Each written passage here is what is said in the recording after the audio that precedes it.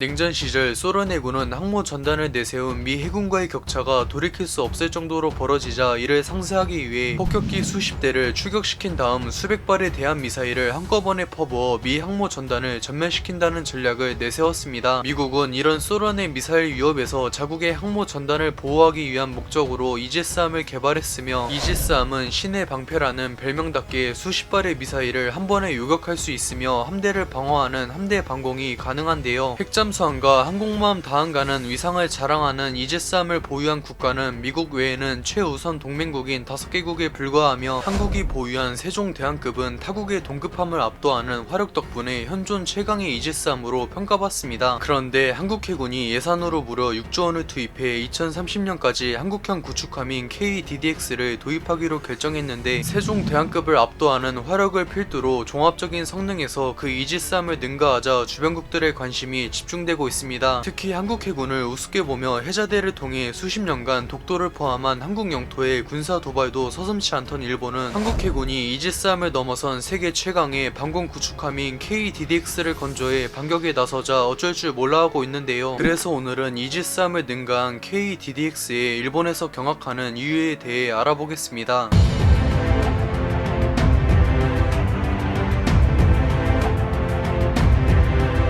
1990년대까지만 해도 한국 해군은 2차 세계대전 때 미 해군이 운용했던 기어링급 구축함이 주력일 정도로 전력이 빈약했지만, 현재는 세종대왕급 이지스함을 필두로 수십 척의 국산 방공 구축함을 운용하며 세계 8위의 막강한 전력을 보유하고 있습니다. 한국 해군이 해자대에게 절망적으로 열세웠던 2000년대 이전에는 일본의 군함이 독도를 침범하는 일이 자주 발생했지만, 2010년대 이후 한국 해군이 엄청난 발전을 이루면서 일본도 이전처럼 대놓고 해상 도발을 자행하지는 못하고 있습니다. 한국 해군은 1980년대에 건조해 수십 년간 한국 영해를 수호했지만, 이제는 구형 호위함인 포항급과 울산급을 대체하기 위해 차기 호위함 사업을 진행하여 한국 해군의 미래를 이끌어갈 인천급과 대구급 호위함 14척을 도입해 운용하고 있습니다. 이들은 고성능의 소나와 최신 대잠일기인 영국의 와일드캣을 탑재해 세계에서도 최상위권의 대잠 능력을 보유했기 때문에 잠수함을 상대하는 대잠전에 한해서는 이지스함과 소수의 준 이지스함을 제외하면 감히 견줄 군함 따윈 존재하지 않는데요. 그러나 인천급과 대구급은 타국의 동급함을 압도하는 화력과 대잠 능력을 제외하면 준수한 호위함 그 이상을 기대하긴 어려우며, 특히 방공 능력에서 자신을 지키는 개함 방공만 가능하기 때문에 주변국의 주력 구축함들과 비교하면 한계가 명확합니다. 한국 해군의 전력은 일본 해자대와 비교했을 때 예전처럼 일방적이진 않지만 여전히 격차가 크다고 볼 수 있으며, 2018년에 발생한 초계기 도발 사건 이후 일본은 지속적으로 한국에게 해상 도발을 자행하고 있습니다. 현재 일본은 중국의 견제를 이유로 미국의 암묵적인 동의하에 자위대가 아닌 군대로 복귀하는 재무장을 추진하고 있으며, 심지어 압도적인 해자대의 전력을 내세워 독도의 탈환은 물론 한반도의 해상을 봉쇄해 한국을 굴복시켜야 한다고 주장하고 있습니다. 해군의 핵심 전력인 이지스함에서 한국은 장기적으로 6척을 운용할 계획이지만 일본은 8척을 도입해 운용하고 있으며, 해자대는 함대 방공이 가능한 다수의 준 이지스함을 보유했지만 한국 해군은 세종대왕급 3척을 제외하면 개함 방공이 한계인데요. 그런데 2020년 한국 해군은 예산으로 7조 원을 투입해 한국형 방공 구축함인 KDDX 6척을 2030년까지 도입하기로 결정했는데, KDDX는 대당 1조 원으로 거의 세종대왕급과 맞먹는 가격이지만 성능에서 무려 이지스함을 능가한다 해도 과장이 아닙니다. KDDX는 미국만이 성공했던 함체의 완전한 스텔스 설계를 통해 1만 톤에 가까운 대형 함임에도 어선 정도의 크기로 탐지되며, 하나에서 개발한 위상배열 레이더는 최소 25개 이상의 목표를 동시에 요격할 수 있는데, 이는 이지스함의 18개를 훨씬 능가합니다. 또한 한국 해군은 KDDX에 탑재할 목적으로 러시아한테서 야운트의 기술을 이전받아 국산 초음속 대함미사일을 개발했는데, 발사속도가 무려 마하 5를 넘어 요격이 거의 불가능하며 탄두 중량이 1.5톤이라 수만 톤의 대형함도 한 번에 두동강 낼 수 있습니다. 무엇보다 KDDX는 세계에서 몇 안 되는 탄도 미사일의 요격이 가능한 군함이며, 미국의 이지스함이 아닌 구축함으로서는 한국의 KDDX가 세계 최초이자 유일합니다. 미국조차 90척이 넘는 RA 버크급 이지스함 중 탄도 미사일의 요격이 가능한 것은 극소수에 불과한데, KDDX는 하나에서 개발한 한국판 사드인 LSAM의 레이더를 그대로 탑재하기 때문에 탄도 미사일의 요격이 가능합니다. 심지어 KDDX는 상황에 따라선 탄도 미사일의 정점이며 전략무기에 속하는 ICBM의 요격이 가능하기 때문에 때문에 KDDX야말로 진정한 신의 방패라고 해도 과언이 아니며 현존 최강의 군함인 미국의 주말특급과 대등하다고 평가받는데요. KDDX는 화력에서 웬만한 항모 전단과 맞먹기 때문에 한국 해군의 전력이 이전과는 비교할 수 없을 정도로 막강해지며 그동안 해군 전력의 우위만 믿고 군사 도발을 자행해 한국의 심기를 건드리던 일본은 탄식을 자아내고 있습니다. 아시아 최강을 두고 중국 해군과 다투는 일본 해자대는 4개의 호위 대군으로 전력이 편제되어 있으며 세계 8위의 전력을 보유한 한국 해군은 현재 2개의 호위 대군과 대등하거나 근소 열세로 평가받고 있는데요. 그러나 2030년에 KDDX가 한국 해군에 합류하면 전력이 지금의 최소 2배 이상 증가하기 때문에 해자대도 모든 호위 대군을 투입해야 감당할 수 있으며 그러고도 큰 피해를 입을 가능성이 매우 높습니다. 유사시 KDDX는 해자대에 수상함대를 발견하면 초음속 대한미사일 수십 발을 비처럼 퍼부을 수 있으며 마하 5가 넘는 미사일 수십 발을 한 발도 빠짐없이 전부 요격하는 것은 일본은 물론 미국과 러시아도 절대 불가능합니다. 물론 KDDX가 취역하는 2030년에도 해자대의 전력이 우위에 있는 것은 변함없는 사실이지만 한국 해군이 해자대에게 큰 피해를 강요하는 독침 전략을 내세울 수 있기 때문에 일본도 섣불리 한국을 건들 수 없습니다. 시간이 지날수록 중국과 일본의 군국주의가 심해지고 동아시아의 중심인 한반도를 노리는 동북아의 정세에서 KDDX는 외세의 침략에서 국가와 국민을 수호하는 신의 방패가 될 것입니다. 시청해주셔서 감사합니다. 즐거운 저녁 보내세요.